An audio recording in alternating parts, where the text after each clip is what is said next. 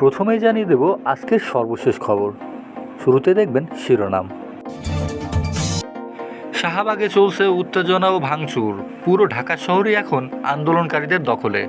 এই অল্প সময়ের মধ্যেই মুন্সিগঞ্জে নিহত হয়েছে 2 জন। প্রকাশিত হয়েছে অসহযোগ আন্দোলনের রূপরেখা, কোনো অবস্থাতেই হাসিনা আর টিকবে না।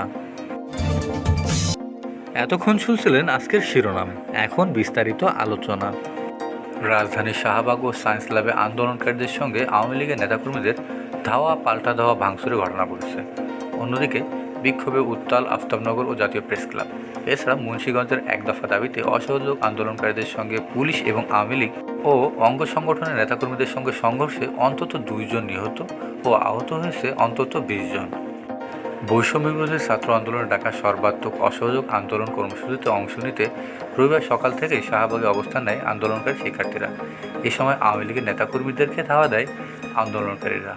সকাল 10:30টার পর আন্দোলনকারীরা পুরান ঢাকার দিকে মিছিল নিয়ে শাহবাগে আসেন।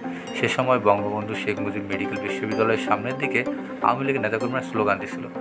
পরে আওয়ামী লীগের নেতাকর্মীদেরকে ধাওয়া দেয় আন্দোলনকারী শিক্ষার্থীরা। সংঘর্ষের সময় হাসপাতাল প্রাঙ্গণে রাখা গাড়িগুলো ভাঙচুর করা হয়। সে সময় হাসপাতালের ভেতরে আশ্রয় নেওয়া আওয়ামী লীগের নেতাকর্মীরা ইট পাটকেল ছুড়ছিল। অন্যদিকে ঢাকা বিশ্ববিদ্যালয়ের টিএসসিতে অবস্থান নিয়েছে আন্দোলনকারী শিক্ষার্থীরা। সকাল থেকে টিএসসিতে জড়ো হতে থাকে তারা।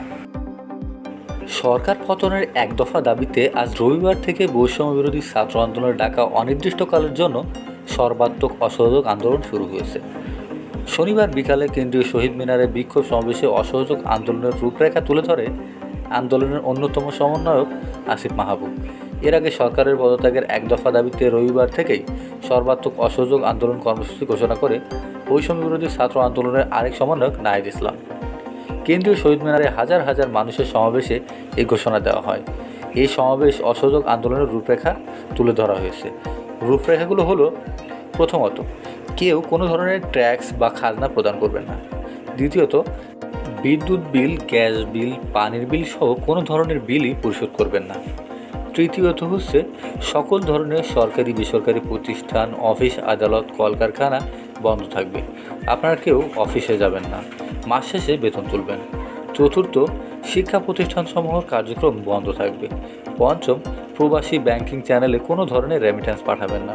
ষষ্ঠ, সকল ধরনের সরকারি সভা সেমিনার বর্জন করবেন। এবং সপ্তম, বন্দরে কোনো ধরনের মালামাল নামানো হবে না, কোনো কাজ করবেন না এবং খালাস করা হবে না সকল পণ্য। সপ্তম, দেশের কোনো কলকারখানা চলবে না, গার্মেন্টস কর্মী ভাই বোনেরা কাজে যাবেন না। অষ্টম, গণপরিবহন বন্ধ থাকবে, শ্রমিকরা কেউই কাজে যাবেন না। নবম, জরুরি ব্যক্তিগত লেনদেনের জন্য প্রতি সপ্তাহে রবিবার ব্যাংকগুলোকে খোলা থাকবে। দশম, পুলিশ সদস্যরা রুটিন ডিউটি ব্যতীত কোনো ধরনের প্রোটোকল ডিউটি, রায়ট ডিউটি ও থানা প্রসেস ডিউটি যাবেন না। শুধু থানা পুলিশ নিয়মিত থানায় রুটিন অনুযায়ী ওয়ার্ক করবেন। দেশ থেকে যেন 1 টাকাও পাচার না হয়, সকল অফশোর ট্রানজ্যাকশন বন্ধ থাকবে।